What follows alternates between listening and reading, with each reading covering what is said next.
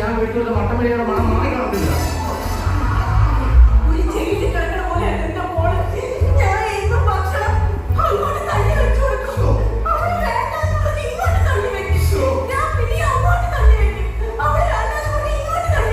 നല്ലോണം തള്ളി വെച്ച് പോയത്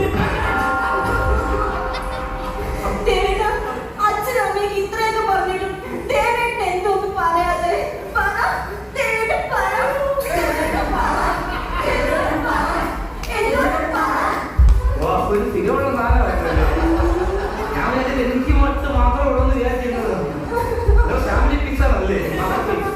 നിങ്ങൾ ചോദിച്ചില്ലേ എനിക്ക് എന്ത് സംഭവിച്ചത്?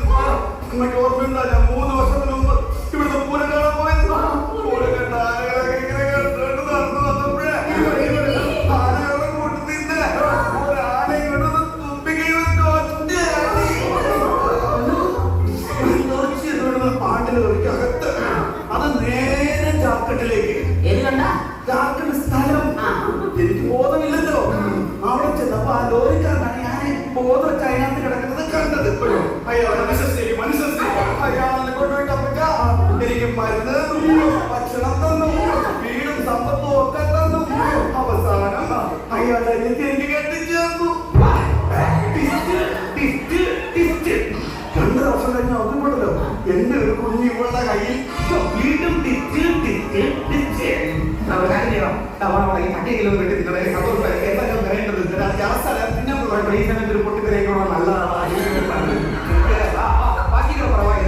ഇപ്പൊ വന്നെന്താന്ന് വെച്ചാ ഞാൻ ഇവിടെ വന്നപ്പോ കണ്ടില്ലേ എന്റെ തിരക്കിരുന്നത് കണ്ടില്ലേ? ആ സ്റ്റേജ് ഞാൻ ചാടാതിരിക്കാൻ പറ്റുമോ?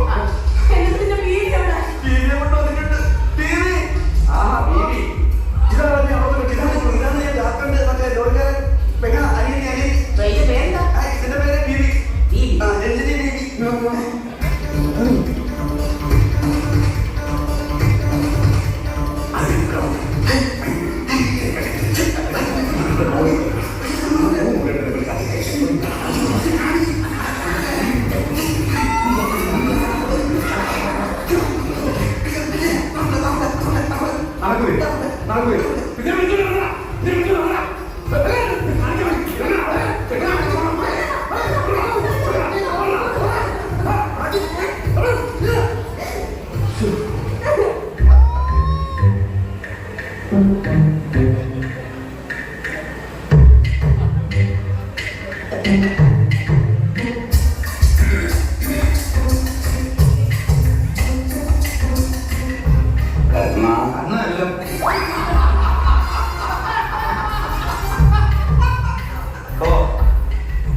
എവിടെയെങ്കിലും പോയി രക്ഷപ്പെട്ടോ എന്റെ കണ്ണുകൊണ്ടിരുന്നു.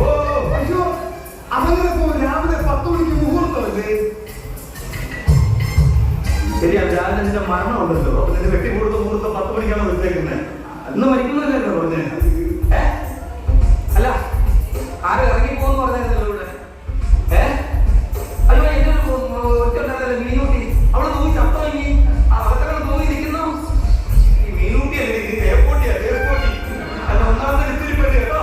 പൊക്കല്ലോ എന്റെ കണ്ണിന്റെ പിന്നിൽ ഒറ്റ കാലത്ത് ഈ വീട് വന്നുള്ള സകലം ഞാൻ നിർത്തി. ഒരു മനുഷ്യന് 1 പ്രാവശ്യം തേപ്പോറ്റ, 2 പ്രാവശ്യം തേപ്പോറ്റ, ഇനി 3-ാമത് പ്രാവശ്യം എനിക്ക് വയ്യ. ഞാൻ ഇറങ്ങണം വീണ്ടും.